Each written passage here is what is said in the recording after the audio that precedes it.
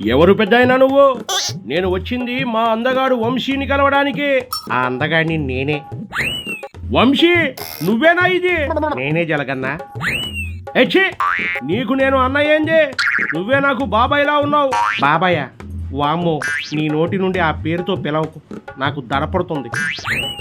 మొత్తానికి నీ అసలు నిజ స్వరూపం ఇదన్నమాట. సర్లే, ఇంతకీ బెయిల్ వచ్చిందని విన్నాను. ఎప్పుడు బయటకు వస్తావు? కిడ్నాప్ కేసులో బెయిల్ వచ్చింది, కానీ ఇళ్ల పట్టాల కేసు ప్రస్తుతం నడుస్తుంది.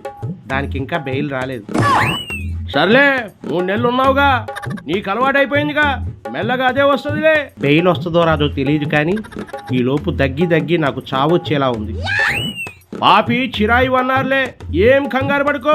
అది సరే గాని, నువ్వు కూడా మద్యం స్కామ్లో ఇరుక్కున్నట్టు విన్నాను, ఏమైంది? ఏమవుతుంది? ఆ కషాయి రెడ్డి తీగలాగాడు, డొంక కదిలింది. మన వాళ్ళందరూ ఒక్కొక్కరుగా లోపలికి వెళ్తా ఉన్నారు. ఇవాళ రేపో నా పేరు కూడా వస్తది అంటా ఉన్నారు. అవునా? అయితే నన్ను పరామర్శించడానికి నువ్వు రాలేవన్నమాట.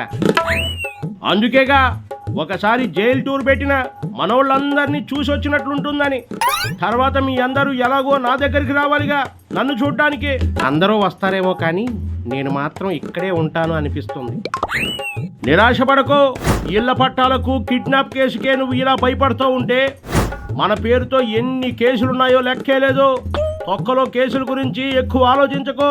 అయినా నీకేం, వేల కోట్ల ఆస్తి సంపాదించావు, చట్టాన్ని మేనేజ్ చేయగలవు, ఎవరిని ఎలా వాడుకోవాలో నీకు బాగా తెలుసు. నువ్వు ఎలాగోలా తప్పించుకోగలవు. ఏదో మీ అందరి చల్లని దీవెనలతో ఇలా సాగిపోతుందిలే. అయినా లోపలికి పోతే నాకు ప్లస్సే కానీ మైనస్ కాదు. నీకు లోపల ఉండటం బాగా సరదాగా ఉన్నట్లుంది.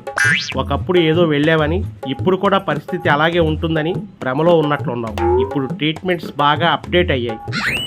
ఆ ట్రీట్మెంట్స్ అన్నీ మీకే. నాకు ప్రత్యేక హోదా ఉంటుంది. ఏమోలే సైకోరెడ్డి, నీ తిక్కలెక్కలు నీకు తప్ప ఎవరికి అర్థం కావు. అలా అర్థం కాకే నేను, పోసాని, బోరుగడ్డ ఇలా బలైపోయాం. అదే ముందే తెలుసుకోవాలి. ఇప్పుడు ఏడవడం కాదు. అయినా నా పేరు చెప్పుకొని బాగానే సంపాదించుకున్నారు. ఆస్తులు అనుభవిస్తూ హాయిగానే ఉన్నారు.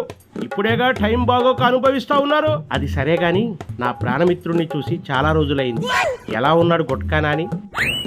ఆపరేషన్ అయింది, రెస్ట్లో ఉన్నాడు. ఎప్పుడు అమెరికాకి చెక్కేద్దామా అని గోతికాడ నక్కలా ఎదురు చూస్తూ ఉన్నాడు. అవునా? అమెరికాకి పోయే ముందు ఒకసారి నా దగ్గరికి రమ్మని చెప్పొచ్చుగా. నా నానిని తనివి తీరా చూసుకోవాలి. ఏంది సవాల్ రెడ్డి నవ్వుతున్నావు? కూటమి పులి నుండి తప్పించుకోవాలని ఆ గుటక ప్లాన్ వేస్తూ ఉంటే నువ్వు డైరెక్ట్గా పులి బోనులోకి రమ్మంటా ఉన్నావు. నవ్వక ఏం చేయాలి?